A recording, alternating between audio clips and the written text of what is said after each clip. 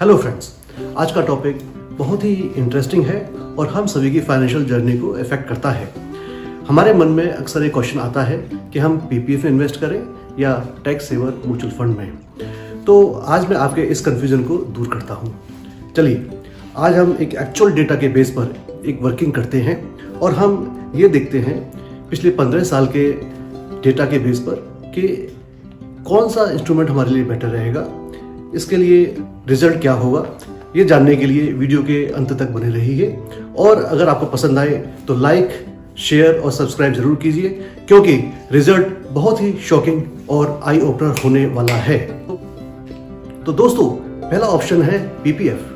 PPF क्या होता है ये तो हम सभी जानते हैं। जैसे इसके features tax benefit under section 80C में आपको 1,50,000 रुपये तक का टैक्स सेविंग के लिए एक बेनिफिट मिलता है एज पर इनकम टैक्स। दूसरा बेनिफिट है rate of interest. Rate of interest इसमें गवर्नमेंट फिक्स करती है और वो गवर्नमेंट के द्वारा डिक्लेयर होता है। लॉक इन पीरियड इसमें 15 साल का होता है और इसमें जो मैच्योरिटी अमाउंट होता है वो टोटल टैक्स फ्री होता है।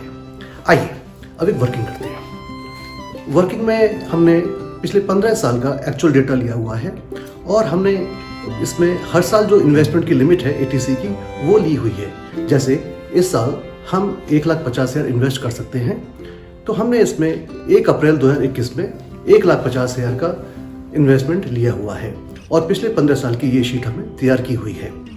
इसमें हमने जो भी रेट ऑफ इंटरेस्ट गवर्नमेंट ने डिक्लेयर किया हुआ है उसके बेस पर हमने एक रिटर्न निकाला हुआ है।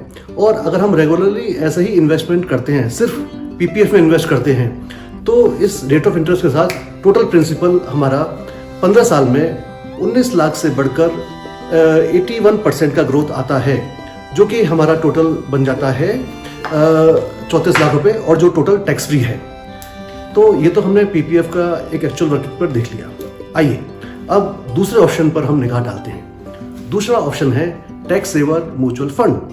अब टैक्स सेवर म्यूचुअल फंड हमने अभी बेस के लिए लिया हुआ है आईसीआईसीआई प्रूडेंशियल का टैक्स सेवर म्यूचुअल फंड। अब इसके फीचर्स जो टैक्स सेवर के तो आपको पता है कि टैक्स सेवर म्यूचुअल फंड में जो फीचर्स हैं, एक तो इसमें आपका 80C में 1,50,000 तक की लिमिट में आप इसको क्लेम कर सकते हैं। दूसरा, इसमें रेट ऑफ इंटरेस्ट फिक्स नहीं होता, इसकी रिटर्न मार्केट बेस्ड होती है, तो जो मार्केट के उतार चढ़ाव पर डिपेंड करता है। लॉकिंग पीरियड इसमें 3 साल का होता है और मैच्योरिटी अमाउंट आपका उस पर टैक्स लगता है एज पर कैपिटल गेन। तो लॉन्ग टर्म कैपिटल गेन जो अभी 10% है उसके हिसाब से आपका कैपिटल गेन टैक्स लगता है। अब आइए अब हम 15 साल के डेटा के बेस पर इसको भी एनालिसिस करते हैं। जैसे मैंने आपको बताया, हमने बेस लिया है ICICI Prudential tax saver mutual fund का।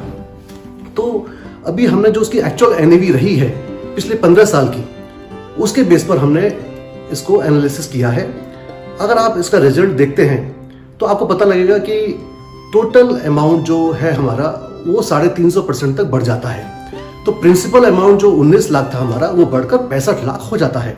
और हाँ, यहाँ आपको कैपिटल गेन टैक्स देना पड़ेगा, लेकिन वो बहुत मामूली सा है, सिर्फ 10%। लेकिन अगर आप कंपेयर करते हैं पीपीएफ से, तो 10% कैपिटल गेन टैक्स देने के बाद भी आपको गेन कितना मिलता है, आप देखिए कितना गैप आ जाता है। आइए अब मैं आपको दिखाता हूं दोनों का कॉम्परेटिव चार्ट।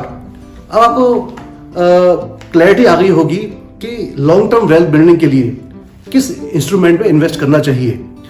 तो दोस्तों, यही है magic of patience, discipline and compounding. Happy investing.